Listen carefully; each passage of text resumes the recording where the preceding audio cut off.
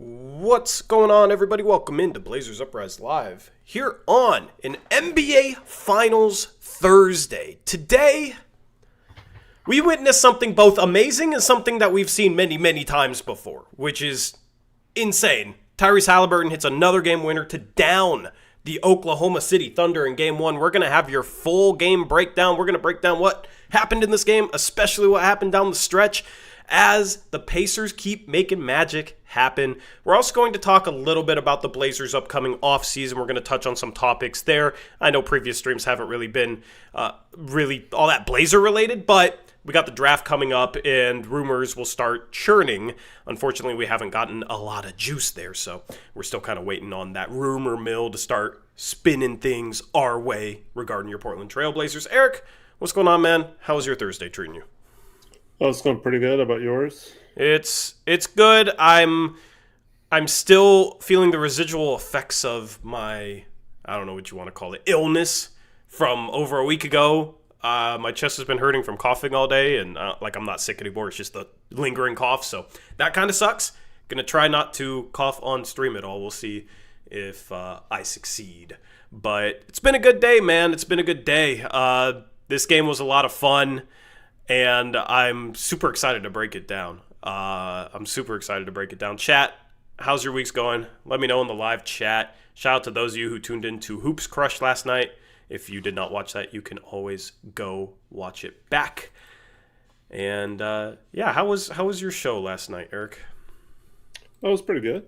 It's always good to catch up with Crushables after he missed a few weeks. He was out of town, so it's good to talk some ball. Yeah, I've had a crazy week, so unfortunately I only caught parts of it. I did not catch his prediction for this series. What did he predict for this series? It was one of those heart wants Pacers, head says. Mm-hmm. Just like me. Yeah. But what did I say? I said the Pacers will win one of the first two games in OKC, and I was very confident about that. I should have just said game one. I should have just picked the Pacers, man. I should have just picked what my heart says, because they defy logic. They defy logic. They just simply... I'm running out of words to explain what the Indiana Pacers have done on this postseason run that they're on. Hold on, let me fix this real quick. I'm running out of words to explain things here for the Indiana Pacers. It's a lot of fun to watch what they're doing right now. And this game was one of those games where I kind of felt like, oh yeah, OKC's just a different team, right? This isn't going to go the same way as the Cavs series or the Knicks series or the Bucks series. And even though the OKC Thunder were 29-1 against the Eastern Conference, they were 29-1. They had only lost one game all year against the Eastern Conference. That's how dominant the Thunder have been. 68-14. They had control at home. The OKC Thunder do not give up control at home. When they're up 15 at home, they might as well be up 30.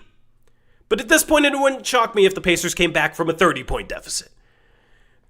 And it was one of those games where it was like, man, OKC has an answer for every Pacer run. The Pacers kept getting it within 8 or 6, and then the Thunder would stretch the lead back out.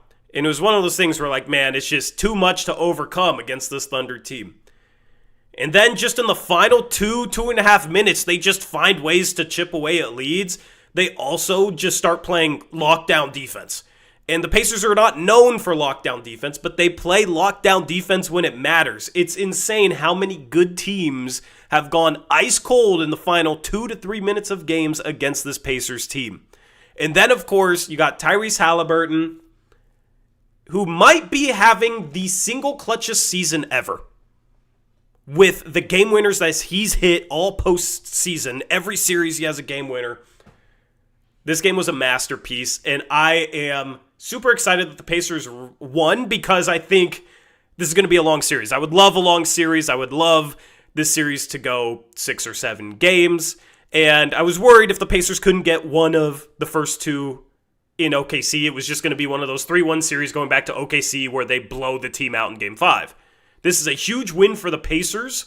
I don't know if they can do what they did the last 2 series and win the first 2 games on the road, but if they do, man, that's going to be something else. I was fairly confident they were going to win one of these first 2 games, though, because they just show up on the road.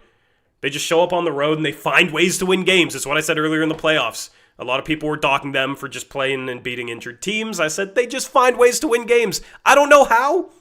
It defies logic, but they find ways to win games. Eric, what were your thoughts on this game? How surprised were you at this outcome? Well, the Thunder did blow a lead in Game 1 of the Nuggets series at home and lost Game 1. That ended up going 7, so hopefully that's another sign that this will be a long series. For me, it's the whole game. I just kept thinking different things about the Pacers. Like, wow, they were playing like absolute garbage this first half, turning the ball over like crazy. Thunder's defense is just dominating the game. And then the Pacers are only down at 12 halftime. I'm like, man, they have to be feeling pretty good about that. Like, you can't play much worse than they did in the first half. And they're only down 12. I think if you would have told them that they had, 15 or 16 turnovers in the first half, and we're only down 12, I think they would probably have to take that. And then, the Thunder let them hang around, and they don't put them away. And we've seen this Thunder team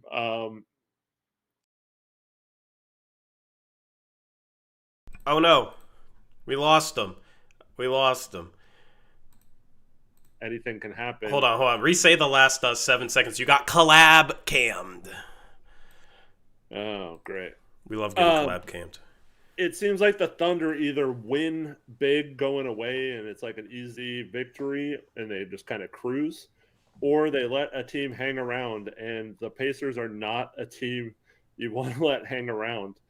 And the Pacers cut it to like 5 with like 5 minutes left, and I'm like, just thinking in my head, like, this is so stupid, but like the Pacers have them right where they want them, right? Like that's, it's dumb, but it's like so true about the Pacers this offseason. So, and then to watch them do that, and then, SGA misses that shot, and Haliburton gets the ball with a little over 11 seconds left or something. And you're just like, you've got to be kidding me. He's got the ball with a chance to take the lead again. The dude's 6 of 7 now from in last second like game tying or game winning shots in the playoffs in the last 30 seconds or whatever it is. And then he's 14 of 16 or something insane over the season. I think this has got to be, I don't think anyone could ever top how clutch Haliburton's been in a playoffs, ever. Yeah. It's almost impossible to beat how clutch he's been this year, especially in the playoffs. And not saying he's the best player ever or anything like that or whatever, but just pure clutchness. Man, at this point, how could you not take him over anyone in the NBA if you need a shot at the buzzer to win? Yeah. What's funny is I've been watching the playoffs with my girlfriend, and she was sleeping when this game was on. And I was like, "You missed the game, huh? Watch what happened." Because she watched the Haliburton shot against the New York Knicks, right? We were having fun watching that one. And so I go to the YouTube TV app and I type in Haliburton game winner. And she's like, "Oh, he did it again." Because she knows ball. But all the suggestions for filling out the search bar were Haliburton game winner versus Bucks, Haliburton game winner versus Cavs, Haliburton game winner versus Knicks. It was just like, yeah, that's the 3 teams that he's buried.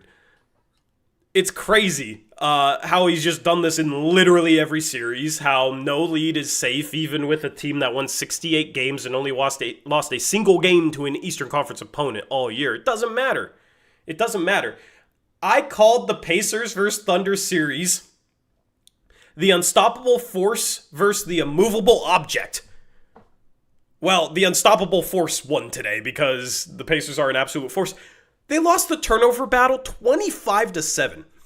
If I just showed you the turnover differential before this game and I said, yeah, the Pacers are going to turn over the ball 25 times, the Thunder are going to turn over the ball 7 times, how many points would you have guessed the Thunder would have won by? Like 30. Yeah, at least 20. At least 20. I would have assumed it was a blowout. I don't know what that means going forward. It's not like the Pacers didn't play right into OKC's hands. Yeah. The thing is OKC, it's not like they had a super cold three-point shooting night. They shot 36%, almost 37%. They were 11 for 30, right? But they didn't shoot too well inside the arc. And it was just a really weird game. Really weird game to look back at. Statistically, they did not score a ton in the paint. They got 46 paint points, but they didn't take as many threes as Indiana. Indiana was 39 for 82 from the field. The Thunder were 39 for 98. That's 16 more shots. The Thunder also shot 3 more free throws. That's the result of a plus 18 turnover differential for the Thunder. But the Pacers shoot 46% from 3. And they also don't let OKC score in the paint.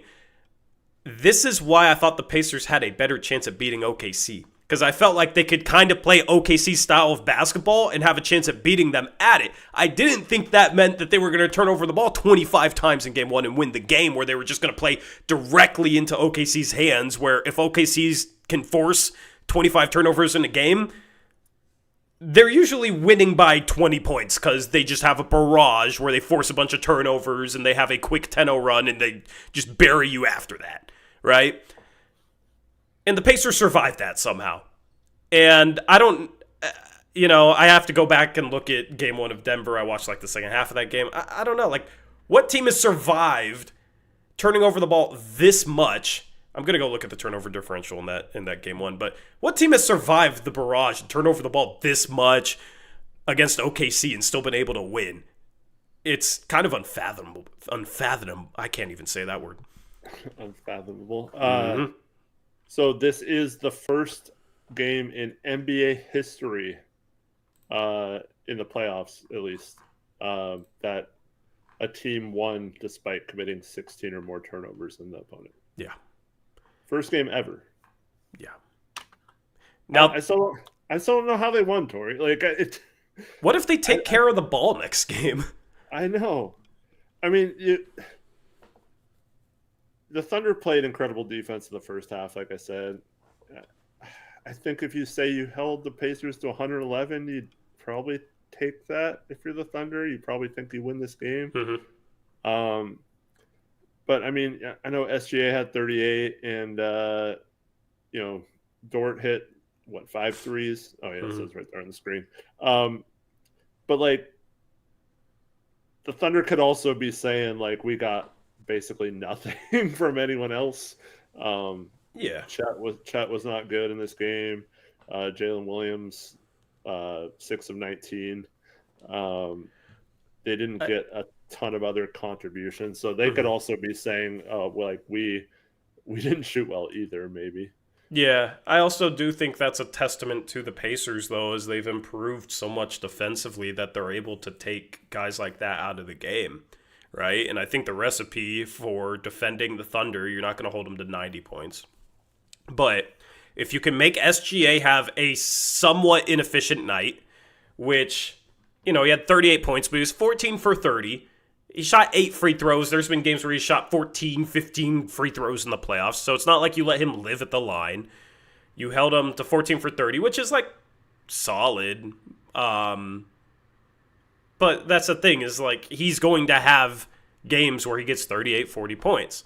You just don't want him doing it efficiently or more efficiently than that. You don't want him living at the free throw line. And then if you can slow down Chet and slow down Jalen Williams, that's how you have a chance. I hate to say it. Sometimes I watch Chet Holmgren, man, and I love Chet as a Gonzaga guy, but sometimes I watch Chet Holmgren and the moment seems a little big for him. every now and then he just seems like a little rattled at times, and I think it's just because he's young. You know, he missed those free throws that allowed Denver to win game one in the second round. Missed both at the free throw line. And when he was going to the line at that moment, it was like, man, I don't know. I don't know. He just seemed a little shaky. And this game, he was basically invisible. He played in... Let me go back to this box score. He didn't finish down the stretch. He played in... Sorry, let me find it here. 24 minutes. 24 minutes. He wasn't in foul trouble. He had one foul. He was 2 for 9 from the field. 6 boards, 6 points. Basically no impact. And then Jalen Williams, 6 for 19. Jalen Williams is prone to having some games like that. He's bounced back from them all playoffs long. But that's the thing with Indiana is you got 2 really, really good defenders in your starting lineup.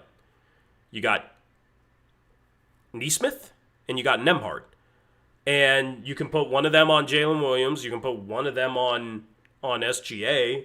And you're going to get cross-matched with how fast the Thunder can play at times and the way they move the ball and force you to help. But I do think one of the Pacers' strengths against this team is, like, they're just fast. They're not the greatest defensive team, but they can fly around defensively, and that's how you have to deal with the OKC Thunder, right? You have to close out on them hard and then be quick enough to then slide your feet and not get completely cooked on drives. Because they'll just kick out open three or kick out, attack the closeout, get you scrambling in rotations. But the Pacers have been a good scrambling team in this playoffs. I've been very impressed with that. They are... You know, I wouldn't necessarily say like athletic, like they don't have guys that jump out of the gym, but they have guys that are quick and play super, super hard and fly around. And that's how you have to deal with OKC. They also have 2 guys that can really handle the ball against pressure with Nembhard and Haliburton. I think the Pacers match up well with the Thunder. I'll be super curious to see if they can take better care of the ball and what that looks like. Now, OKC could go off from 3 next game, and the Pacers might take a step back, and it might be a 15, 20-point OKC win, even if Indiana takes care of the ball. But it's just a super intriguing game one, man. I compared it to Denver and OKC game one that OKC lost. Denver turned over the ball 23 times, OKC only 10, and that was a pretty wild differential. That was a plus 13 for OKC, this a plus 18. Yeah. I mean, you just spit all those numbers out, and I still don't understand this game, right? Like it doesn't make sense. But yeah, Chet's got to play better. I mean, he was okay defensively, at least in the first half. But I mean, did he even play much in the fourth quarter? Felt like they kind of benched him. Yeah. And that's the thing is you can go small on Indiana. It just didn't work. Yeah. Siakam had some good moments in this game, just going inside and finishing plays. I think they need to lean on that even more when OKC goes small. I really think they do. I think that's going to be their X factor the rest of the series. Is can they use Siakam to punish the Thunder when they go small? Because Miles Turner isn't really going to do it. He's going to shoot his sidestep bank shot threes. But, you know, you had Thomas Bryant come in the game and give 8 good minutes. At least offensively, he made a 3. Had another bucket. Like,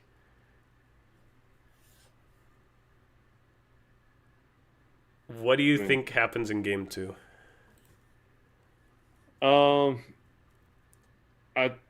I just don't see any way the Thunder shoot as bad as they did again tonight, or again next game. So, I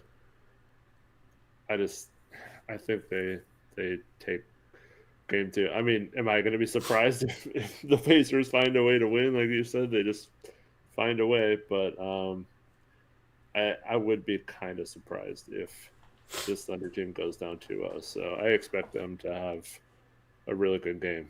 But this is what we've been talking about in terms of, or at least myself, I don't want to speak for you, in terms of the pressure mounting on a team like the Thunder, who was a heavy favorite in the series if they lose game 2, that pressure, they're still a young team. Like, can they figure out how to deal with the pressure of having to win a game, or really needing to win a game? And then if it's a close game, can they find a way to somehow put out the magic that is the Indiana Pacers right now in close games? And I mean, I don't. If it was a close game, I wouldn't have any confidence in the Thunder making the plays down the stretch to win. I would have all the confidence in the Pacers to do that. Pacers winning game 2. Okay. My guarantees are the opposite of Charles Barkley's at this point. I said one of the first 2 games. No, I meant 2 of the first 2 games. Both, huh? I am all in. I am high off the magic of this team right now, and they're going to go back to Indiana up 2-0 again, and then lose game 3 by like probably 20. It'll be 2-1. It'll be 2-1 Indiana. I'm not super confident in them actually winning game 2 if we're being real, but I do think they'll be up 2-1. Just wanted to say it, so if it happens, just wanted. No, I won't take credit for it. I'll take credit if they're up 2-1 after game 3. I feel more confident in that than them winning game 2. I think if they win game 2, they'll lose game 3, and if they lose game 2, they'll win game 3. Okay. And then game 4 might be the series in that scenario. I can't do a Charles Barkley impersonation. I was about to try, and then it was going to be very, very bad. I suck at impersonations, but yeah. There have been a lot of series where the road team wins game 1 and then loses in 5. That's still possible. This Pacers team, I mean, there's something to just having that mojo, having that momentum, having that just season where everything seems to go right. And, I mean, up 1-0 in the finals, if the Pacers are going to win one, this is – I don't think you could get a better chance than they have right now. It's only going to get harder as some of these teams like Oklahoma City get experience. And, man, what a great opportunity to have one of the most improbable runs of all time. Yeah. I'm also at the point where it's just like Indiana is just really, really, really good. Yeah. Really, really good. They struggled to start the season, and then the second half of the season, we're playing some of the best basketball in the league, but it ended up being the 4 seed, and I feel like people kind of maybe overlooked them a little bit for that. I mean, even me included, I did not think they were this good. They were only a 50-win team, right? So everybody's talking about this series. It's like, OKC won 68 games, Indiana won 50 games, but what's the win differential the second half of the season? And then Indiana's playing as good as OKC in the postseason so far, right? Mm-hmm. They're just really, really good. And that's the thing going into the series. I love the Pacers line to win this series going into the series. I said that. They were like they were plus what, 500? And OKC was like minus 700. Yeah, like plus 500? With a team playing this well and also having this magical run in their clutch and show up in big moments, yeah, I was taking that all day for the Pacers. They're too good to be that much of an underdog. And like logically, OKC's a better team on paper, and they've been a better team this season. But Indiana's second half of the season, much better than the first half of the season. They're just really, really good. Like, going into next year, man, they are the best team in the East. The best team in the East going into next year. Not to start talking about next year, but just my point is, like, I feel like, it's like the underdog story, and there's such heavy underdogs going into the series, and it's like, man, they're just a really, really good basketball team. Yeah. I mean, you wonder how the narrative would be different if they played like they did at the second half of the season right away coming off the finals or Eastern Conference Finals last year. But yeah, I don't know with Dame out all year. I mean, there's still going to be moves to be made, so who knows? But you have to think with how open the East is next year. I mean, they should be up there maybe with the Cavs heading into next season. So I think they're better than the Cavs. I'm just saying, like they have a golden Yeah. opportunity to be one of the top seeds next year and be right back in a position to make a deep run again. So yeah, Them versus the Cavs next season is going to be interesting because the Cavs were a really good regular season team and it didn't really transfer to the playoffs. mm-hmm. But the Cavs haven't really translated to the playoffs, while the Pacers have. Yeah, The Pacers' style may just be the type of style that you need to win in the playoffs nowadays, right? It's like they are the closest style to OKC, I feel like. 5 out, play really, really fast, superstar point guard. Haliburton and SGA are a bit different, right? And then you just got 2 lockdown guys in the starting lineup as well. The Pacers have Neesmith and Nemhard. The Thunder have Jalen Williams and Lou Dort, right? You got a big that can shoot, like I said, 5 out, and you have a bench that complements the style that the starters play so they can sub guys in pretty seamlessly. Right? Both those teams check those boxes more than any other teams in the league outside of maybe Boston. The Knicks kind of built their roster to beat Boston and did beat Boston, so it would have been interesting to see Boston versus Indiana, but I don't know. Maybe that's the way we saw to. that last year, and it was a sweep. I know. Yeah, yeah, but like the Celtics are the other team that I would say checks those boxes. You know what I mean? Like they don't have Tatum next year though. So yeah, but like they also play 5 out. Yeah. They also have guys that can shoot, and they play fast, and they get up a ton of threes. Now they don't have like the point guard, but you got Tatum, right? So you just got a superstar. And I'm going to segue this to talking about the Blazers. Is there anything else you want to say for this game or this series before I segue?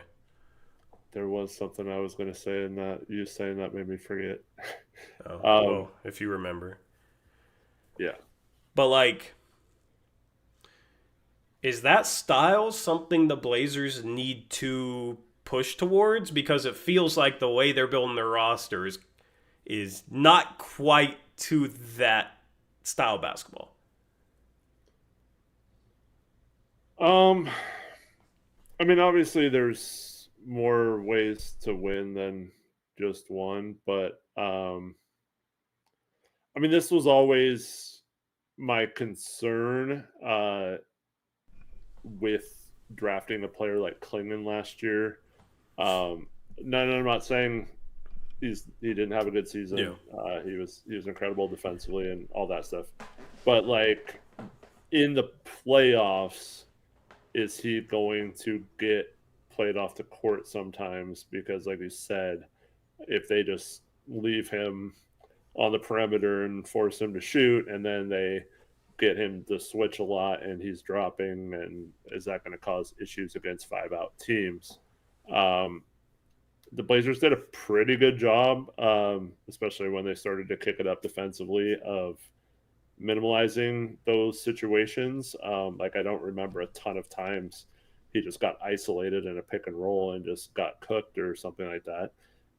So maybe they can be okay, but that does still scare me, like in a playoff series, that when it's all about hunting mismatches and things like that, will they find a way to exploit that? So yeah, I don't know. But the Blazers, I mean, you have a bunch of good, solid defenders. I mean, Miles Turner isn't the most mobile perimeter guy either. He's more of a drop big rim protector as well. So maybe there's some hope that you could still play like the Pacers. But on the offensive end, you don't have that 5 out option unless Klingon really improves that 3-point shot. I mean, it was okay at times this year, but I don't know how consistent it'll be unless he really works on it. Yeah. I don't think the problem will be defensively as much as it might be offensively. It's really important for Klingon to continue to develop his feet on both sides of the ball and just be able to move his feet faster. And he said that going into the offseason, which, gives me hope. You got to know what you need to be able to work on before you can actually work on it, right? If he's working on the wrong stuff. But, I mean, these players meet with their teams going into the offseason. The teams tell them what they need to work on, too, as well. So, the players should have a pretty good idea if you have a functional organization. So, Klingon's shown, flashes of a three-point shot. And I do think when he got switched out on the perimeter, he wasn't terrible. Yeah. But there's definitely a lot of room for improvement. I think my hope with him is if you can continue to develop his shot to the point where he can actually consistently knock down threes, which there's going to be a lot of work to do there as well. But if you can do that where he can stretch the floor and then also be a really good lob target. We saw the Mavs with two non-shooting centers that are really good lob targets make it to the finals last year and beat OKC, right? So it's not like you necessarily have to play the style, but they had Luka Doncic and Kyrie Irving, right? Two star guards. One is a superstar. So it's about more than just, your big being able to play out and run a five out offense and be mobile. So I don't think it can't work with Klingon, but I do think having a backup center that can shoot as well as be mobile and play defense and play that style of basketball if you need to is a good option for the Blazers to have moving forward. And that is the argument behind Rasheer Fleming, drafting him at 11. There's really no other centers there, maybe Danny Wolf, but I mean he's not the most mobile perimeter defender. So. Also, I'm not completely sold on his shot either. Yeah. I think Rasheer Fleming fits that mold. So if the Blazers wanted to go with him at 11 with that in mind, I would applaud them for that. The thing is you still have Robert Williams, you still have DeAndre Ayton on the roster. I don't think those guys are good change of paces to Klingon. Neither of them can shoot threes. Robert Williams is always hurt. I wouldn't trust him to even make it through a playoffs at this point, unfortunately. And you have Ayton, who, you see the way that these teams are defending. Go rewatch some DeAndre Ayton early on in the season. You know what I mean? I know he's been in the finals, but defensively he's not good enough. And he doesn't shoot threes, and it's not like he puts the ball on the floor. It's not like he passes. He just shoots mid-range shots. Doesn't get to the free throw line. Physicality bothers him. The playoffs are physical. Sometimes it blows my mind that he was ever a starting center on a finals team. That's kind of a weird year after the bubble. He had Devin Booker and Chris Paul. So I don't know how, because just his style of play does not lend itself to playoff basketball, in my opinion. So the Blazers long-term need to figure out what that change of pace option is to Klingon. And then try and still develop Klingon to not need, where he can play multiple styles of basketball depending on the way the game flows. Yeah. I will say, I think the teams that have multiple creators, multiple players that, especially wings and bigger guards that can, I don't know, even if you have a mediocre center, that you have enough scoring. So I like the Knicks are kind of an example of this. But I think if you, even OKC, they just have so many, the Pacers, I don't think Miles Turner is terrible offensively, so I'm not using him as an example, but the rest of their team, if they don't get any good center play, they have multiple guys like Nemhard and Siakam and even role players like McConnell off the bench can get a bucket, if he Yeah. needs to. And so that it's not just depth, it's having a bunch of really good depth that can all do a certain skill set that helps you maintain whatever your style is, Yeah. no matter who's on the court. And both of these teams in the finals have that. So I think that would be the logic behind, like, if you want to just add a Cam Johnson and add players like that and just have like a bunch of really good players on the team and then figure out everything else later, just keep adding talent. Yeah. And I don't know if I'm not saying that's like what they should do or like the best move for them long term or anything like that.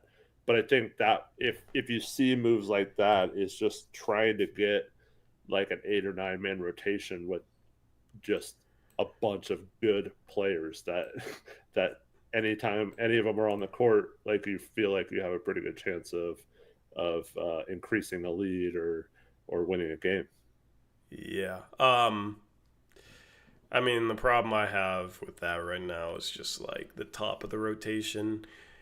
For the reasons you brought up with like players filling specific roles, that has made me wonder how many minutes Anthony Simons and Shaedon Sharpe would play for the Pacers and the Thunder. I don't know if Shaedon Sharpe would play rotational minutes in the playoffs for either of these teams because his defense is so bad. And because his three-point shooting is so bad. Like, neither of these teams have a player like that playing minutes. Yeah, maybe not that bad, but I mean, I was scrolling through Twitter watching this game, and in the first half, I mean, there was all kinds of comments about you can't play Obi Toppin in the playoffs because of his defense. Haliburton is killing them because they have to try to hide him on defense. Yeah. And all that kind of stuff, but yeah. Yeah, I mean, Obi is an athletic 6'9" big that fits the way they want to run and shot 36.5% from three this year. His defense, his defense is definitely not good, but like he's the archetype of big that fits into that style of play pretty perfectly as a big. I don't know. Would Sharpe or Mathurin be playing more? Because it's not like Mathurin is some scrub. I feel like we don't, like if Sharpe was a Pacer and Mathurin was a Blazer, I feel like we talk about Mathurin like we talk about Sharpe, and you know what I mean? And it'd just be flipped because Mathurin this year, in 30 minutes a game for a good team, he averaged 16 points per game, 5 boards, 2 assists, shot 46% from the field, 34% from three. Those numbers are pretty much as good as Sharpe had this year playing for a much worse team. So, I don't know. Like I don't know what the answer is, but I wonder how these teams would value Simons and Sharpe with what they have. I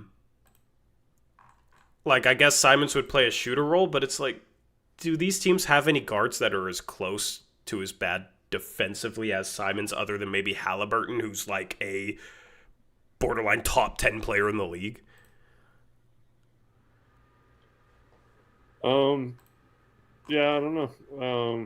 I mean, obviously they built their teams that way, so it's hard to say otherwise. But it's also hard when you build entire teams, and I think it's important to note that the Blazers, they played so well defensively at points this season for long stretches, pretty much the whole second half of the season. Now, we can argue semantics and context with the teams missing their best player. We got extremely lucky schedule-wise and all that kind of stuff. Yeah. But I think the point is, I think they showed enough to say that maybe as long as you have a good team around a bad defender defensively, like you can still be okay or good enough. And so the question, I think, is, are you getting enough offensively to make up for it? And now, Haliburton, he hasn't really had he's had a couple, but it's not like he scores 30 points every game or whatever. You need him to score that much, like a SGA you do.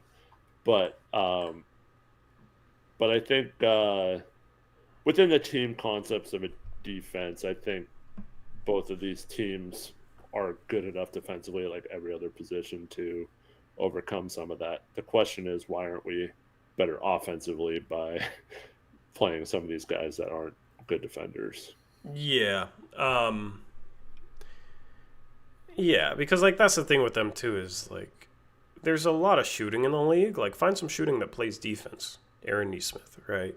On the Thunder side of things, I forget how Casey Wallace shot this year. I believe he shot pretty well as a rookie, and then had a worse year this year. Yeah, he was 42% as a rookie, 35.6% from three his second year. But he's an elite defender, right? You can find a guy that can knock down enough threes and play defense. Isaiah Joe has played a lot of minutes for them. He played 11 minutes today, but he's kind of fallen out of the rotation. Now, Ant is a better shot creator, obviously, and a better player than Isaiah Joe. But on these teams, it's you got enough guys that can create that also play defense. Ant would probably be off ball in a shooter role. And it's you got guys that can... Well, he definitely would with SGA, yeah. Yeah. But it's those are 3-and-D guys. So I've been thinking, man.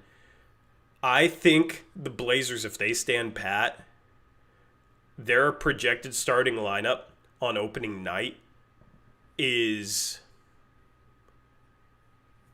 probably a below average defensive lineup. I don't know how people expect this team to be good or competitive or 500 on the back of their defense, starting Anthony Simons and Shaedon Sharpe together in the backcourt with DeAndre Ayton as the center. Yeah, if Ayton starts, I agree with you. If it's Klingon and you have that front court with all three, pretty much good to elite defenders, I think that's a different story. Yeah, I just think you're over-relying a little bit too much on Klingon. I mean, I don't know. He needs to foul less, but that's putting a lot of pressure on him because Ant and Sharpe are both poor defenders in the backcourt. Yeah, but your starting lineup isn't playing 48 minutes either. So. Yeah, but I don't know. If defense is supposed to be the identity, I kind of don't really want to start two bad defenders in the backcourt together. If that's what you're trying to build towards, I don't think that is the best thing for building towards that. And I've never really thought about this. We've had plenty of Scoot versus Simons debates. This isn't even supposed to be a Scoot versus Simons debate. It's just both those guys struggle defensively, and this team, if they're going to take steps forward, it's going to be continuing to become a really good defensive team, and I just think that's unlikely if you have two poor defenders in the backcourt. To be fair to this discussion, Scoot isn't playing on either of these teams either. No, but he's a better defender. I feel like year 3 Scoot might be good enough where he could play in the McConnell role. Maybe. We'll have to see. But Scoot also I feel fits into the style a little bit more of these teams.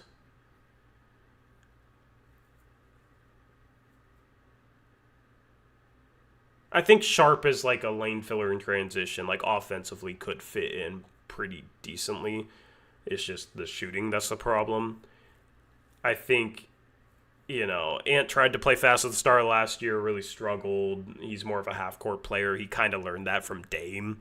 And then defensively, doesn't provide a lot. Scoot wants to play fast, wants to play in transition, plays defense, is scrappy, But at the end of the day, it's about the Blazers, if they're trying to continue to build towards that defensive identity, is it a good idea to start two guards in the backcourt that struggle defensively? I don't know. Yeah, I mean, Scoot obviously made a ton of strides defensively. I wouldn't say he's like a good defender yet, though. He's better than Simons and better than Sharp. Absolutely, but he's not.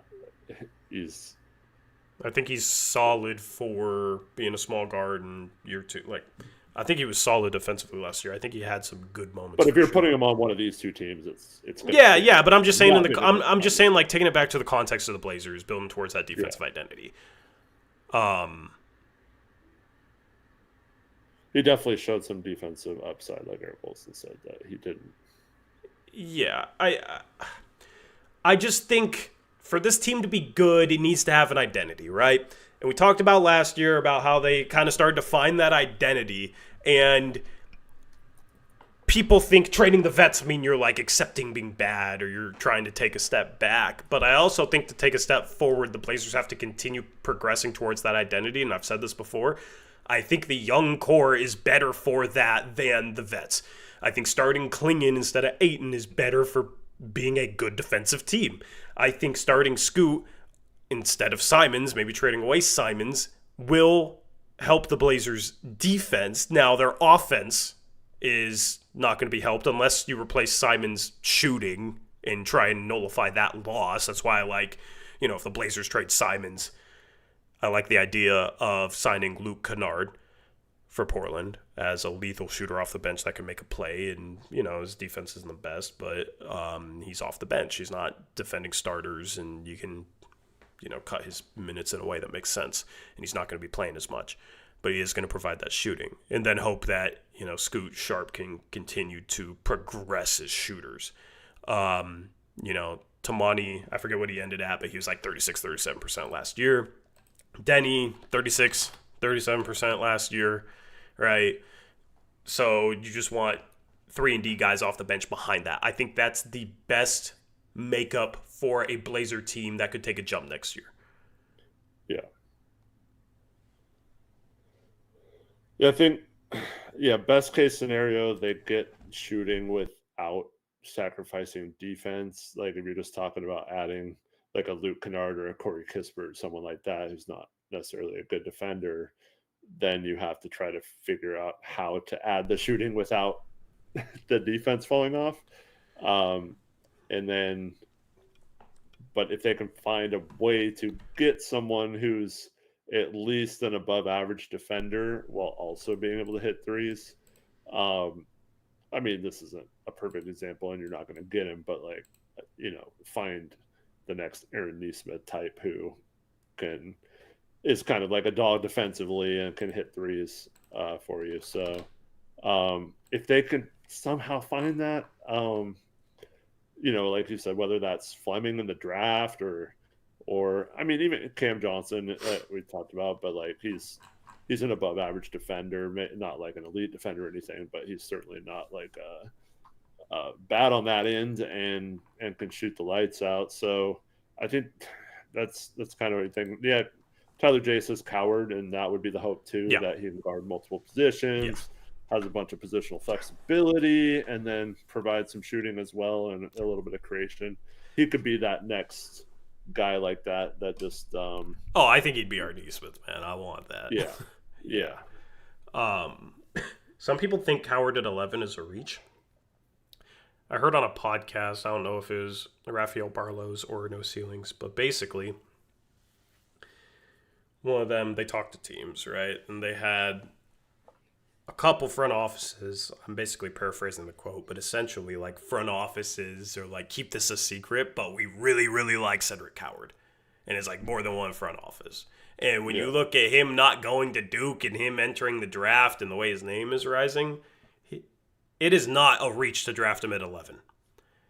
People think it's a reach because he hasn't been that high on boards, right? So like public perception is he's not a late lottery prospect to a lot of people. But what teams think and the way that teams are evaluating people are not necessarily always going to be reflected in internet mock drafts, internet big boards, and so forth, right? Yeah. And that's how you get surprises in the draft. And there's times where it's like Jalen Williams felt slightly high at OKC to 12 when he was drafted. Like he was kind of that year's coward where he was like second round. Then late in the process, like jumped up into the first round and was looked at as somebody that was going to be picked between like 15 and 20. Yeah, it was like late teens. Yep. Yep. And then OKC took him at 12 and was like, oh, that's a little high, but kind of like it. You know, I kind of like his game. And now look at him. You know, he wasn't good tonight, but he's an all-star, all-defensive starter for a finals team in year 3. So you should not be scared if you like the player to draft him at 11 because, mock drafts have him lower than this. Maybe we're reaching. Maybe we're not getting the best value out of this pick. Like, maybe we could trade down and get him. Okay. And then you trade down in the team before your pick gets him. And what if he ends up being great and your scouting was correct? At 15. And... Exactly. You trade down to 16, think he's going to be there at 16, and OKC takes him at 15, and then you're kicking yourself for the next decade. So that's the thing is like, you know, front offices don't draft based on internet mock drafts or big boards, obviously, right? Like, we know this. Tyler J says, was Haliburton at 12 a reach? Heck no, dude. He was. No. Tori and I were screaming that he needs to go. So, like. Yeah, he was easily a top 10 prospect. And not take him at 10. And I think consensus had him as a top 10 prospect. I had him at 5 that year. Yeah. But, yeah, I completely agree on Coward. If that's your guy, just freaking take him. Yep. Don't mess around. Don't play games. He's good enough to where it's not, in my opinion, that's not a reach. Like, now I don't know if that's their guy or not. But the thing is, going into the combine, it was said that he was heavily leaning towards staying in school. Had an NIL deal, all that kind of stuff. Nowadays, you're not really – it's not the same as it used to be. Going to Duke, he's probably going to make similar money to if he would have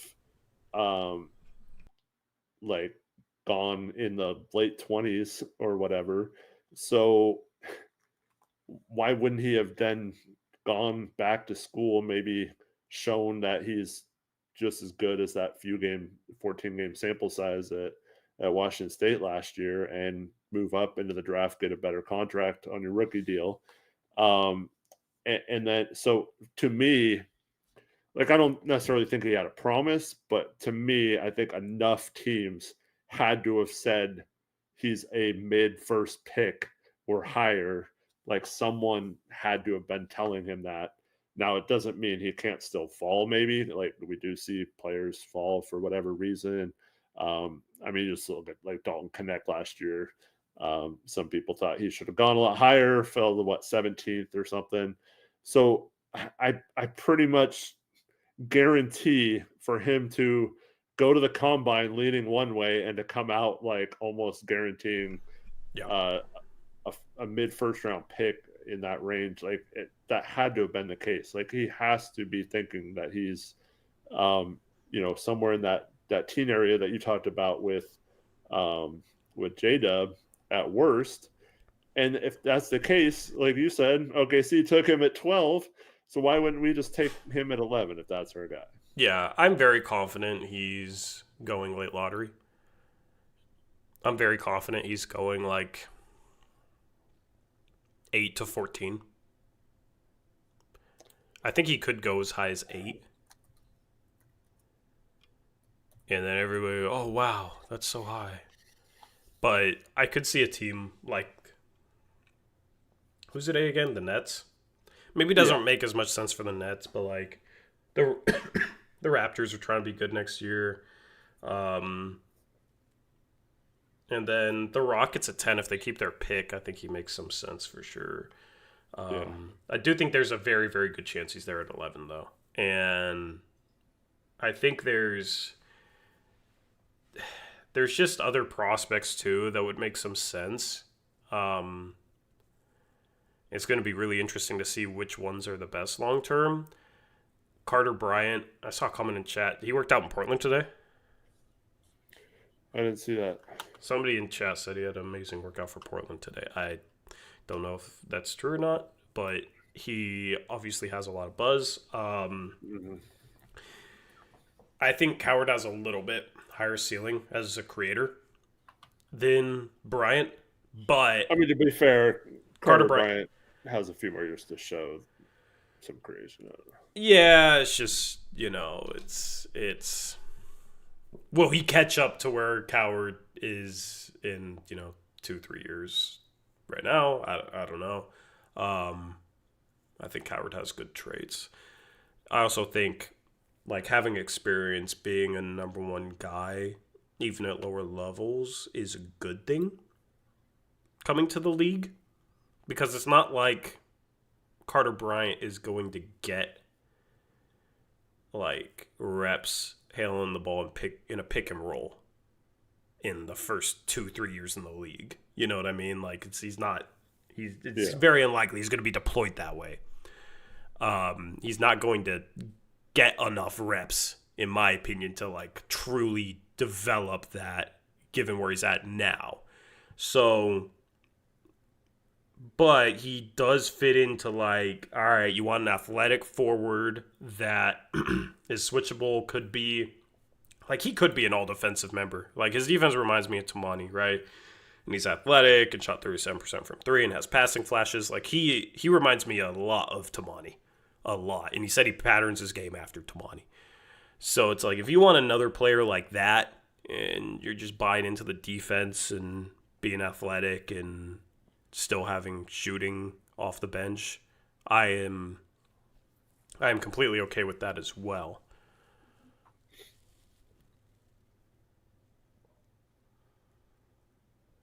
But with these players, Eric, like I wish they could get 16 from Orlando for Ant.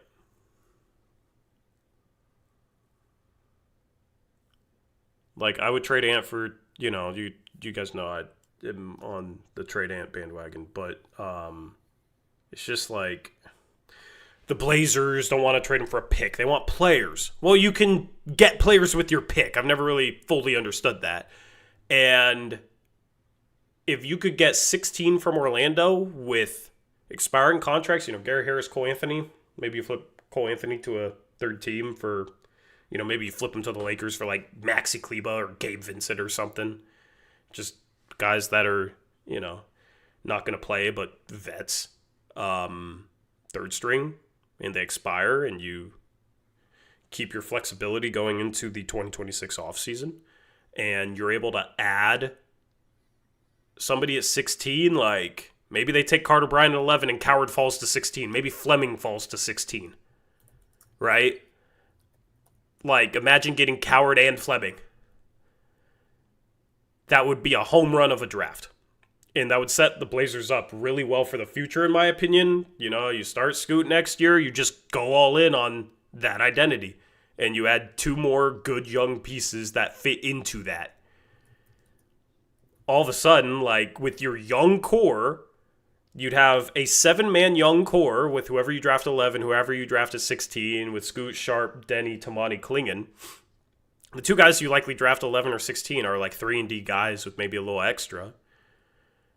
The only guy out of your 7-man young core that is looked at as a below-average defender is Shane Sharp, right? Like, that is ideal for me going into next year. Just to have a core like that as they try and progress out of the rebuild.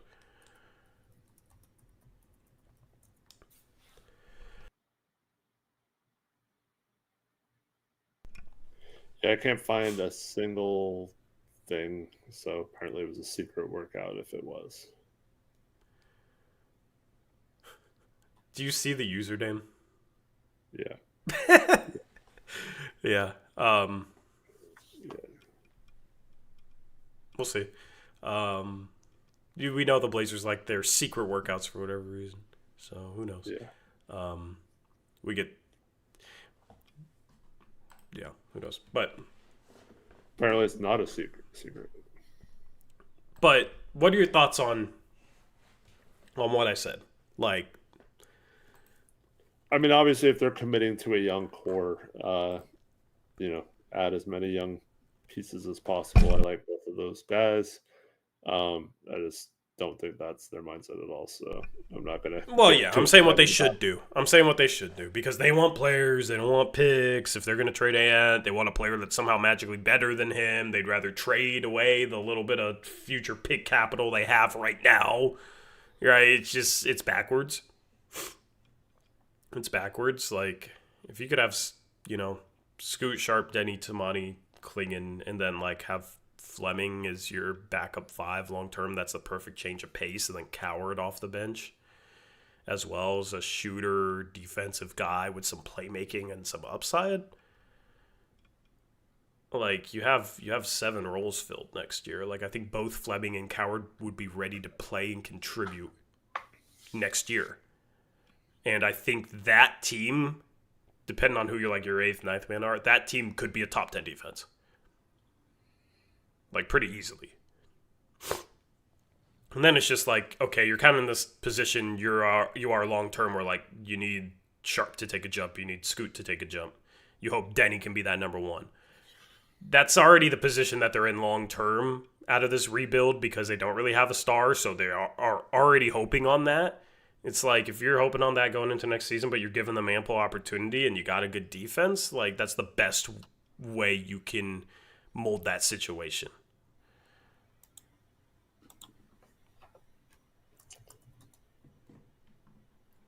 But they won't do it. No. They won't do it. So we'll see. I just, man, like, if they run it back, I think people are going to be disappointed 20 games into the year. Here's another disappointed 20 games into the year prediction from me. Okay. This one isn't as positive as the one last offseason, right? Because last offseason was about Scoot, and then he starts to take off, and that's kind of what happened. I think 20 games into the year, if they have this starting lineup, I think they'll be like 7-13. And the defense will be like 17th. Somebody clip this and remind me 20 games into the season, but like their defense will be 17th, their offense will be like 21st, 22nd, What 23rd. if starts over 8? Do you think they'd actually do that? I don't know. I'm just saying. Does that change your? I mean, I think if Klingon starts and plays 30 minutes a game, they're more likely to be better. Yeah, because I think this team is going, like, statistically this year they were better with Klingon, much better defensively, and the same offensively. And next year, I think that'll prove to be the case even more. Now, I don't think Aiden's going to be happy playing 20 minutes a game off the bench. So you're inviting that mess. So that's still kind of an issue. But, yeah, like, I just think, like, this offense still isn't good enough to win them a bunch of games. And then if the defense isn't either, then they're not going to win a bunch. And I think if you're starting Ant, Simons, and Aiden and playing them heavy minutes, the defense is not going to be good enough. Yeah, we'll see. The offense, I mean, obviously, it needs scheme adjustments. They need to play a different style. So if that doesn't happen, I think we're screwed, like you said. So, and if it doesn't get changed, the focus has to clearly go back to Cronin for keeping the roster together and Chauncey for not doing any of the effing things he's said once again he didn't do. So if that ends up being the case, if we just play the same exact freaking way, we play the same players, the same amount of minutes and the same roles and don't have any spacing or floor movements or everything's stagnant, we do a stupid dribble handoff 80,000 times a game, like, everyone should be killing the crap out of Chauncey Billups as a coach. And it would prove that he just does not get it, how to make his team play the way they want to play. And so, I mean, until he proves that he can change it, I mean, I think if you're just guessing at what's going to happen, I think it's more likely that nothing gets changed and they do play the same way, thinking remember how they figured it out defensively and just hope the offense comes around. But yeah, I mean, it's kind of hard to like say that now though, not knowing what actual moves teams make and stuff like that. Yeah, but I mean, like at some point, rubber has to hit the road, and rubber hit the road a little bit this year for 11 games, and they acted like they took off and are now at 10,000 feet of elevation, going up, right? So you can't go back down. You can't go back down now. You got to continue to build. If you don't build on last season, but you use last season to justify running it back, then that justification is gone. All right? Like, if you run it back with the expectation that they're going to be better and they're going to continue to build upon this, then if they don't, like, what does that say about the coach? What does that say about the GM?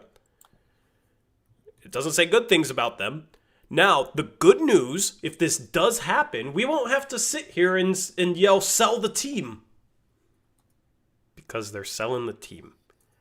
So, if a new owner comes in and it's like, yeah, here's what you got. You got a head coach who in 5 years, most wins he's ever had is like 36 wins. And for some reason he's on an extension. You have a GM who was hired without a GM search and has put together this roster that can't make it out of the doldrums of the West. Do you think the new owner is going to come in and be like, yeah, good job. We're going to hang on to these guys? No, they're going to get their own. So this year it's an audition for Cronin and Chauncey for the new ownership that's going to come in. Whoever the new ownership is that buys the team in, 8 to 11 months. Whatever the timeline is. It is truly an audition. Because I don't think it's going to be impressive resumes for these two guys if they don't improve. Now, hopefully the new owner knows anything about basketball and isn't just like, yeah, okay, fans defend these guys. We're going to hang on to them. And I don't want to pay them to not be the coach or the GM or whatever. So, yep. It's I've said it before. I don't think they're in the right mindset going into the off season. I am scared about what they're going to do this off season. I have a gut feeling that Cam Johnson is going to be a Portland Trailblazer in one way or another this off season. Well, I've already told you. I mean, I've been saying this for a minute, but it's also like, the Nets could be a player for Giannis potentially. I don't think Giannis gets traded, but, who knows? There's a lot of buzz. But, like, I have a gut feeling we hear that they like a lot of players at 11. So, if it's 11 for 19 and Cam Johnson, if that's on the table, would they do it? I don't know. I mean, maybe they pull a Denny trade and trade for, like, Trey Murphy, but, like, he'd come off the bench, which doesn't really make sense for the assets you'd have to give up to get him. They are just in a weird spot this offseason. They're in a weird spot this offseason. And I expect them to pretty much run it back because I don't really see anything else that makes sense. But if they try and get better, I don't really see anything that makes sense. I've never had an offseason, entering an offseason where I felt this way about the Blazers. Where they're like stuck without many moves that make sense for them to get better, but they want to get better and they improved last year, but they got some guys that are blocking other guys' ways and don't fit the identity. And it's like because they took steps forward last year, this is a little bit more of a mess. Because now you got young guys chomping at the bit, improving, ready to start.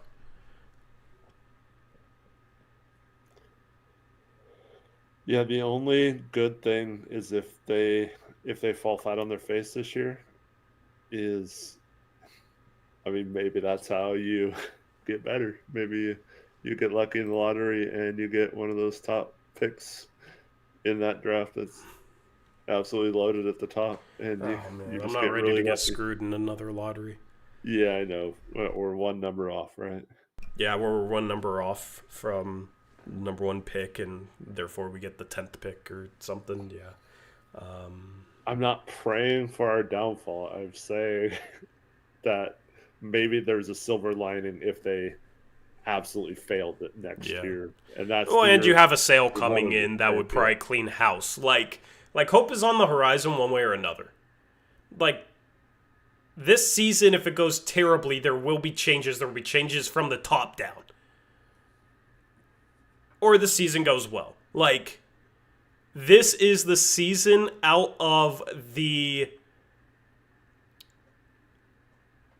out from underneath this ownership structure and this head coach GM structure, whether it's okay, we're winning and we got a new owner and we kept the coach and GM, but like we're actually winning. Maybe Burt isn't meddling as much. Maybe Cronin is freed. Maybe Chauncey improves. Like there's a lot of hypothetical positives you can come up with the new ownership group if the season goes well.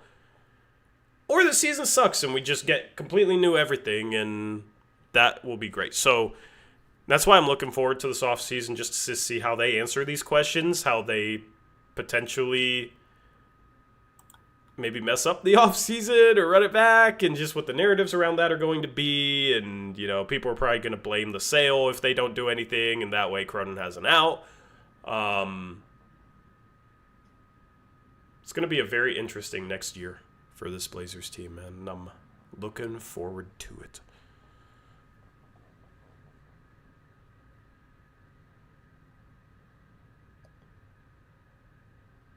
Yeah.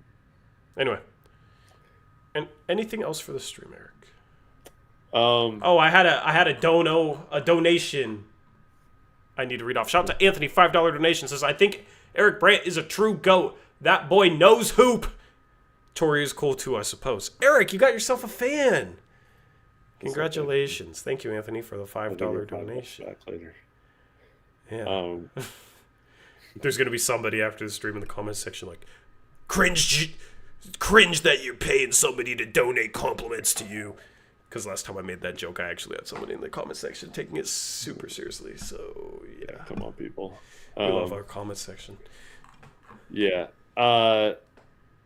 Yeah, my hope is we saw Tibbs get fired before his extension even kicked in, his $30 million extension or something. Mm-hmm. So, hopefully a new owner wouldn't mind if it truly got bad, that they wouldn't mind eating the money of the extensions just handed out this offseason. But that's down the road. There was one other thing I wanted to mention. Keith Smith, the NBA guy, was on a podcast talking about how he thinks. Which podcast was it? I don't remember what NBA Front Office? I don't know if it was. I think he was a guest on a different podcast or something. Someone in the comments probably knows. He was on Locked On. He was on Locked On. Cool. And he actually said what I've been saying a long time now, and that's that he doesn't think league-wide Jeremy's contract is yet viewed as a negative contract. There's still some teams that believe in Jeremy and that it was just a down year for him, and that I'm not saying he's going to get a lot, but he didn't seem to think that the Blazers would have to necessarily pay to get rid of him this offseason. He did say, however, if he was on the team next year and had another bad year, that he'd basically be untradeable at that point. So, well, I mean, if he's on the team next year, he needs to come off the bench and play less. So it's going to be hard for him to have a bounce back year. So either he's traded and somehow they don't have to attach assets to him. I'll believe that when I see it. I don't believe it. Okay. Yeah. Not saying that, Keith is lying or anything. I like Keith a lot. But he's, I don't know. Who knows, right? He's more connected than I am. So I guess that's a good side. But, dude, I'll believe it when I see it. I think that contract is questionable for Jeremy Grant with him playing at his peak. Yeah. Just for the record, if you can get rid of his contract without giving up any assets, like just a simple him for an expiring contract this summer, and you don't take it, you are freaking stupid. Yeah. like they better, if he has neutral value in any trade as a contract, just to make our cap situation that much better in the future, and risk and not take that risk of him having another bad shooting year and that contract just becoming an albatross. You have to get rid of it this summer. You know what's funny is if you trade Jeremy Grant for an expiring contract, the Blazers could have like their core all under contract and have twice as much cap space as any other team in the league next offseason. That's a pretty good position to be in. Jeremy Grant is a thorn in the side of that. And this is the case even if they like extend Kamara starting next year. Because that is possible, right? Like they technically could extend him this summer. Yeah, like, but let's say they extend him, $18 million a year. I don't know what his cap hold is, but they trade Jeremy for an expiring. They would have what, like $60 million in cap space? 70? I don't even know the exact number. That they would have an obscene amount of cap space. And that's, for the people that don't know, it's because next offseason, a year from now, they would have, assuming they didn't trade any of these guys for current or salary moving into next year, Robert Williams, Matisse Thybulle, if he picks up his player option, Anthony Simons, DeAndre Ayton, all expiring contracts. Yeah. Then you just go sign. I don't know if Cam Johnson's a free agent, but you like sign Cam Johnson instead of giving up assets or trading down the draft or this or that. Like you go sign the couple of guys you need to, or the thing is you can maybe sign a couple of really good role players to come off your bench that fits your style and still have money left over to like get an asset for taking on a contract. Like you got so much flexibility. The Blazers cap like salary amount right now for next season. This is with Jeremy Grant, by the way. With Jeremy Grant is 76.4 mil. Now, Sharp is going to have a cap hold that is, I don't know, like 20 million. I forget what exactly it is. Excuse me.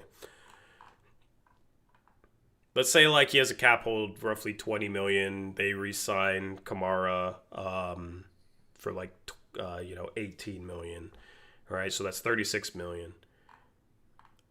That's taken out of that. But then let's say you trade Jeremy Grant, who's making 34 million next year for an expiring, right? So you only add 2 to that 76 million with Sharp's cap hold and with Tomati's extension. The Blazers would have approximately $90 million of cap space. I think it's going to be a little bit less because, like, picks and stuff. So, like, let's just say it's $80 million of cap space.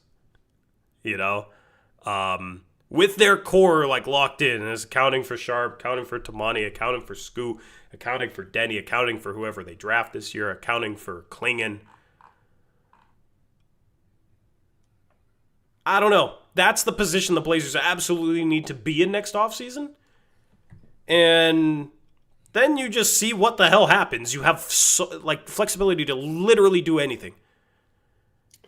Then you take advantage of all the teams that are up against aprons and need to clear money and add a crap load of picks. Yeah, like if you had I don't know, a team could maybe add Drew Holiday without having to give anything up with cap space via trade if Boston is really struggling to get under the second apron with their new ownership. You know what I mean? Like all of a sudden it's like, man, you could maybe trade for those guys to push for being better. Like there's going to be teams with serious salary problems that are going to potentially trade good players just for cap relief, where you don't have to give up assets, or you can maybe sign those players.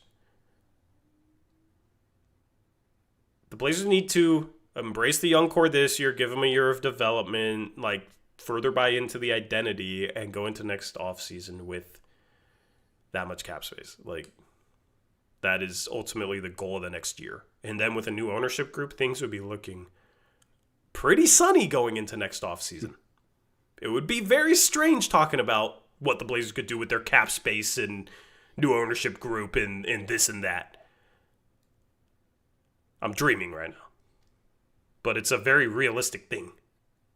If they can get off Jeremy Grant's contract for an expiring, and if Keith Smith's right, then they supposedly can, then they need to. 1,000% need to. Yep. Anyway. Thanks everyone for watching. My final thing for this stream, I've been meaning to bring it up on previous streams. Isn't it funny that Tyon Grant Foster is a Gonzaga Bulldog? It is funny. It's actually 34-year-old. Is he as old as me? Oh man, yeah, he's been at it for a while. I can't believe he can get a waiver this year because JUCO doesn't count anymore. But like, yeah, my guy from 2 years ago, Gonzaga Bulldog. Now I think that's hilarious. So, be ready for some more Tyon Grant Foster propaganda next season if he bounces back to the. Like he did 2 years ago, not last year. Yeah. Yeah, for real. And then He we're went getting from a Tory gem to a Tory bomb. I don't know. And then we're also going to get an international player that I've actually heard of before, the Mario Saint Supri guy. You ever seen his name before, Eric? He's like on 2026 mock drafts and stuff. I just saw some stuff when it said they signed him. Yeah. So that's cool. So at least Gonzaga might do some things next year because the Mariners are cursed and the Niners are going to start like 7 rookies on defense. I really like this portion of what NL's doing for college basketball, and that's a lot more of the foreign guys are coming over to play here in college instead of staying over there and playing and possibly not getting minutes because whatever team they're on knows they're going to leave after that season. Yep. Shout out to Jetted Out with a $5 donation. Says, curious if you guys could go back this far. Who was Portland's GM during the Jailblazers run? That was the deepest roster I've ever seen. Go Spurs, go. I have to read off the donos. Thank you for the donation. Congratulations to your Spurs getting lucky once again in the draft lottery. And this is definitely an Eric question because I don't remember. Well, the person put together the teams that went to, or the team that went to the Western Conference Finals and should have won the championship. That was Bob Whitsitt. He was known as Trader Bob. Famously had a quote along the lines of, "I'm not a chemistry major," when his teams always had issues in terms of getting along or finding that chemistry on the court. So that team, he was still the GM for a couple years into that, and then after that was a brief period with Steve Patterson and I believe John Nash was the other guy's name. I might be mixing those two up, but those two were very bad as well. And then it led into the Pritchard days when I think Patterson and Pritchard both still fight over who was the mastermind behind the 2006 draft where we got Roy and Aldridge and made those maneuvers. But it was mostly Bob Whitsitt that built those teams. Trader Bob. Yeah. Trader Bob. Anyway, appreciate you guys hanging out with us. We'll be live again on Monday, unless the Blazers make a trade before then. That would be something. Yeah. But or like, I guess any point between now and like a year and a half from now, we could get a new owner. Yeah. Yeah, we'll go live when that happens and talk about that. So we got some stuff around the corner. The Blazers, their draft, the NBA draft is officially less than 3 weeks from today. It's Wednesday and Thursday, the 25th and 26th. So we'll have streams both those days for you guys for the draft. And we'll see if the Blazers make another draft day trade like they did last year. We'll see what other chaos could go down around the league. I'm looking forward to that. And we appreciate you hanging out with us tonight. Hit the like button on the way out of here. It's the easiest way to support the channel. Subscribe if you have not already. Turn on that bell button so you're notified when we go live or drop a video. Make sure you join our Discord as well. You can see all the moves that have been made in our mock off season. You can talk shop with Blazer fans, especially during the season. There's a lot of people in there during games. So make sure you join our Discord, link in the description box below, as well as our socials that you can go follow as well. We are out of here. This is a wrap. Thank you guys for watching. Have a good rest of your night. And until next time, as always, peace out. Go Blazers.